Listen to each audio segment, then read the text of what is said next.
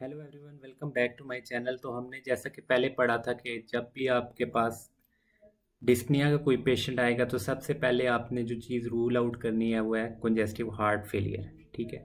अब इसके अलावा हमारे पास अगर डिस्पनिया के साथ कोई पेशेंट आता है तो मज़ीद कौन सी ऐसी चीज़ है जो उस पेशेंट में हो सकती है, या आप किस तरह अपना डिफरेंशियल डायग्नोसिस बना सकते हैं।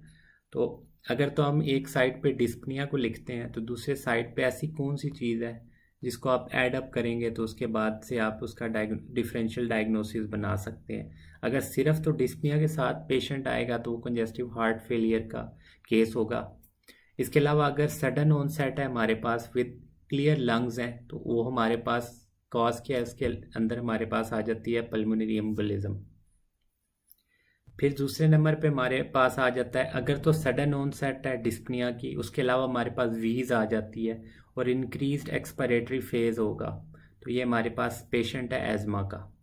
इसके अलावा स्लोअर ऑनसेट है अगर डिस्पनिया की, इसके अलावा अगर फीवर आ जाता है विस्प्यूटम या यूनिलैटरल रेल्स या रोंकाई की अगर आपके पास ऑस्कल्टेशन में साउंड आती है तो वो हमारे पास निमोनिया का केस हो सकता है। इसके अलावा डिक्रीज ब्रेथ साउंड यूनिलैटरली या ट्रैकियल डेविएशन है तो हमारे पास न्यूमोथोरैक्स हो सकता है।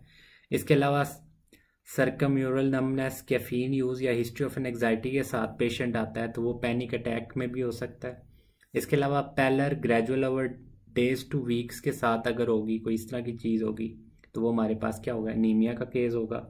इसके अलावा पल्सस पैराडॉक्सिस या डिक्रीज हार्ट साउंड्स और जेवीडी होगी हमारे पास तो वो टेम्पोनार्ड का केस हो सकता है। इसके अलावा अगर पाल्पिटेशंस और सिनकपी के साथ हमारे पास डिस्पनिया आएगा तो वो एरिथमिया ऑफ ऑलमोस्ट एनिकार्डिया एरिथमिया का केस हो सकता है।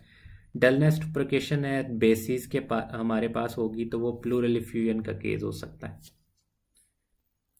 फिर इसके अलावा अगर कोई ऐसा पेशेंट है जिसकी लॉन्ग हिस्ट्री है स्मोकिंग की और उसके साथ बैरल शेप चेस्ट के साथ वो आता है तो वो सीओपीडी का केस होगा।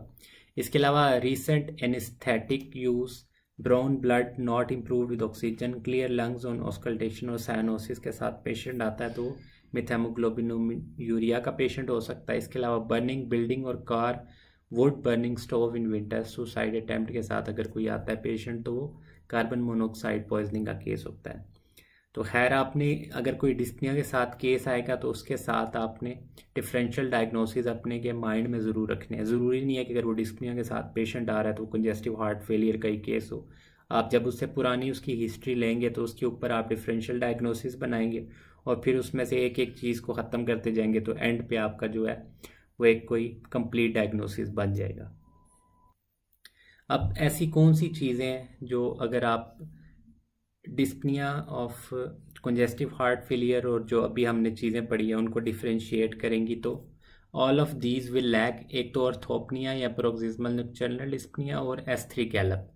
अब S3 गैलप जो है हमारे पास वो बहुत इंपॉर्टेंट है कंजेस्टिव हार्ट फेलियर को डायग्नोस करने में। ठीक है, तो अब हम देख लेते हैं कि डायग्नोस्टिक टेस्टिंग में हमारे पास कौन कौन से हैं। तो there is an enormous difference in the management of chronic office or ambulatory based cases of congestive heart failure and pulmonary edema question. The key to the right answer is, अब दो तरह की हमारे पास सेटिंग होगी। एक तो हमारे पास emergency setting है और दूसरे नंबर पे ऑफिस बेड या क्लिनिक हमारे पास सेटिंग है। अगर तो कोई आपके पास इमरजेंसी केस आता है तो आपने जो इम्पोर्टेंट ड्रग है जो याद रखनी है वो है हमारे पास, सिंपली आपने क्या करना है, फ्लूइड को रिमूव कराना है। तो उसके लिए हमारे पास कौन सी है, डायूरेटिक्स है। इसके अलावा अदर भी ऑप्शन हैं जैसा कि हमारे पास कॉन्ट्रैक्टिलिटी आप बढ़ाएंगे हार्ट की, ठीक है, जैसे कि डाइजॉक्सिन वगैरह भी आप देख सकते हैं। लेकिन आपका जो असल फोकस होना चाहिए वो फ्लूइड रिमूवल है, उसकी वजह से हमारे पास क्या है, मेन इफेक्ट पड़ता है पेशेंट के ऊपर। खैर the key to the right answer is, सबसे पहली चीज़ है सेटिंग। सेटिंग में आपने एक चीज़ देखनी है कि इमरजेंसी डिपार्टमेंट में आया पेशेंट या ऑफिस और क्लिनिक बेस्ड सेटिंग में आया। इसके अलावा presence of acute symptoms of dyspnoea at the time of presentation. उसके अलावा हमारे पास अगर तो आप इको की बात करेंगे तो इको जैसा कि आपको क्या होगा, स्ट्रक्चरल अबनॉर्मेलिटी जो है उसके ऊपर वो ज़्यादा अच्छे तरीके से बताएगी। तो अगर आप देख रहे हैं कि हार्ट आपका प्रॉपर पंप कर रहा है या रिलैक्स कर रहा है तो उसके लिए आपने कौन सी चीज़ करानी है, तो वो इकोकार्डियोग्राफी। तो echo is unquestionably the most important of all test of congestive heart failure. There is no reliable way to distinguish systolic from diastolic dysfunction by history, physical examination और other test such as the EKG, chest X-ray और brain BNP levels. अब इन सारी चीज़ों में आप ये है कि अगर आप फ़र्ज़ किया ईकेजी, चेस्ट एक्सरे और बीएनपी लेवल वगैरह की बात करेंगे तो उसके अंदर आप डिफ्रेंशिएट नहीं कर सकते कि वेदर ये सिस्टोलिक डिसफंक्शन है या डायस्टोलिक डिसफंक्शन है. अगर हम चेस्ट एक्सरे की बात करें तो इसके अंदर आपको सिंपली क्या होगी, कार्डियोमेगली शो होगी.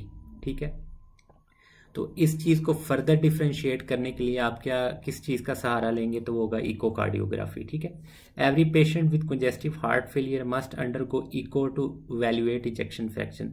फिर उसके बाद आपने इको के अंदर कौन सी चीज़ देखनी है, तो वो है आपके पास इजेक्शन फ्रैक्शन. जैसा कि हमने अभी ऊपर बात की थी कि सिस्टोलिक में जो हमारे पास इजेक्शन फ्रैक्शन है वो डिक्रीज होगी, इसके अलावा डायस्टोलिक में या तो इक्वल होगी या तो इंक्रीज होगी. अब ये दो चीज़ें जो है आपको डिफ्रेंशिएटिंग फैक्टर मिल गया इन सिस्टोलिक और डायस्टोलिक में. इसी की बेस पे आप क्या कर सकते हैं, डायग्नोस कर सकते हैं पेशेंट को. लेकिन इस सारी बात में एक कैच है. अगर तो सिंपल वो इस तरह का एमसीक्यूज पूछते हैं कि इजेक्शन फ्रैक्शन के लिए, अगर इजेक्शन फ्रैक्शन आपने चेक करनी है तो उसके लिए बेस्ट इनिशियल टेस्ट कौन सा होगा, तो वो हमारे पास है ट्रांसथोरेसिक इको. इको के अंदर कौन सी जो है इंपॉर्टेंट है इसके लिए, तो वह है ट्रांसथोरेसिक इको या जिसे हम टीईई बोलते हैं. ठीक है, what is the most accurate test. अब अगर वो ये क्वेश्चन में पूछे कि मोस्ट एक्यूरेट टेस्ट कौन सा है, तो हमारे पास है मूगा स्कैन या उसे हम बोलते हैं न्यूक्लियर वेंट्रिकुलोग्राफी. फिर हम बात कर लेते हैं trans oesophageal echo is more accurate than either of these tests in evaluating heart wall function and diameter. TE is not necessary for evaluating congestive heart failure. When should you answer nuclear ventriculography? So nuclear testing for the best precision is rarely needed. An example of when it is necessary would be a person receiving chemo with doxorubicin. You are trying to give the maximum amount of chemo to cure the lymphoma but need to make sure you are not causing cardiomyopathy. तो example दे रहे हैं कि अगर फ़र्ज़ किया कोई patient हमारे पास chemotherapy के ऊपर है, तो अब उसमें आप क्या कर रहे हैं, मैक्सिमम ड्रग दे रहे हैं ताकि आप कैंसर को क्योर कर सकते हैं. लेकिन इसके साथ साथ जो हमारे पास साइड इफ़ेक्ट है वो क्या होगा, हार्ट के ऊपर होगा. तो आपने इन दोनों चीज़ों का ख्याल रखना है कि आप जो दवाई दे रहे हैं या जो मेडिसिन वगैरह इस्तेमाल कर रहे हैं आप कैंसर को क्योर करने के लिए, तो वो कहीं आपके कार्डियोमायोपैथी की वजह तो नहीं बन रही. तो इन चीज़ों को आपने डिफ्रेंशिएट ज़रूर करना है. अगर तो आपको एमसीक्यूज में वो इस तरह का पूछता है कि अगर वाल मोशन एबनॉर्मेलिटीज़ के लिए मोस्ट प्रिसाइज टेस्ट कौन सा है, तो फिर आपका आंसर होगा न्यूक्लियर वेंट्रिक्यूलोग्राम, क्योंकि ये वो प्रिसाइज टेस्ट है जो कि आपको वाल मोशन एबनॉर्मेलिटीज़ के बारे में बताता है. इसके अलावा अगर वो क्वेश्चन में आपसे पूछता है कि बीएनपी लेवल किस हद तक ठीक है, तो आंसर बीएनपी लेवल आपने कब करना है, in a patient with acute shortness of breath in whom the aetiology of the dyspnoea is not clear. अगर तो डिस्पनिया की इटियोलॉजी आपको क्लियर नहीं है या उसकी वजह आपको नहीं पता चल रही, जैसा कि अभी हमने डिफ्रेंशिएटिंग डिजीज़ के बारे में पढ़ा था जिसके अंदर हमारे पास डिस्पनिया हो सकता है, अगर उसमें से आपको नहीं लग रहा कि ये चीज़ सबको आपने एक्सक्लूड कर दिया है, आपके पास इटियोलॉजी कोई भी आपको समझ नहीं आ रही, तो उसके बाद आप जो टेस्ट का सहारा लेंगे वो है बीएनपी लेवल. ठीक है, और दूसरे नंबर पे and you can not wait for an echo to be done. अब आपके पास इतना टाइम नहीं है कि आप इको के लिए वेट करें, तो उसके सूरत में आप क्या करेंगे, बीएनपी लेवल्स. उसके अलावा normal BNP exclude chest congestive heart failure as a cause of shortness of breath. अगर तो हमारे पास बीएनपी लेवल नॉर्मल आते हैं तो सिंपली कंजेस्टिव हार्ट फेलियर को आप एक्सक्लूड कर सकते हैं उस चीज़ से. लेकिन अगर नेगेटिव आते हैं तो उसकी वजह से आप उसको मज़ीद ये है कि डिफरेंशियल डायग्नोसिस में रख सकते हैं. अब फ़र्ज़ किया आपने एक पेशेंट आया, उसको आपने डायग्नोस कर दिया कि कंजेस्टिव हार्ट फेलियर का पेशेंट है. अब मज़ीद आप काज की तरफ जाएंगे कि असल में उसमें वजह क्या बनी है जिसकी वजह से उसमें कंजेस्टिव हार्ट फेलियर हुआ है. तो उसके लिए हमारे पास कुछ टेस्ट हैं जिनका हम सहारा लेते हैं, जैसा कि The diagnosis of congestive heart failure is a clinical diagnosis, history and physical examination with the type of congestive heart failure determined by transthoracic echo. अब यहाँ तक हमारी बात होगी. इसके अलावा आपने डिटरमाइन करना है aetiology of congestive heart failure के लिए, तो कौन कौन से आप टेस्ट कराएंगे. तो ईकेजी है जो आप करवाते हैं in the case of MI या हार्ट ब्लॉक में. इसके अलावा चेस्ट एक्सरे करवाएंगे ताकि आप डायलेटेड कार्डियोमायोपैथी को डिफ्रेंशिएट कर सकें। इसके अलावा होल्टर मॉनिटरिंग आप यूज़ करेंगे फॉर प्रोक्सिस्मल एरिथमियास। इसके अलावा कार्डियक कैथेटराइजेशन यूज़ करेंगे प्रिसाइज वॉल्व डायमीटर या सेप्टल डिफेक्ट्स के लिए। सीबीसी आप करेंगे एनीमिया के लिए, जैसा कि हमने अभी ऊपर पढ़े थे सारे डिफरेंशियल डायग्नोसिस। इसके अलावा थायराइड फंक्शनिंग टेस्ट या TSH का आप सहारा लेंगे for both high and low thyroid levels causing congestive heart failure. फिर आ जाता है हमारे पास इंडोमायोकार्डियल बायोप्सी। तो rarely done, exclude infiltrative disease such as sarcoid और amyloid when other sites for biopsies inconclusive biopsies most accurate test for some infection.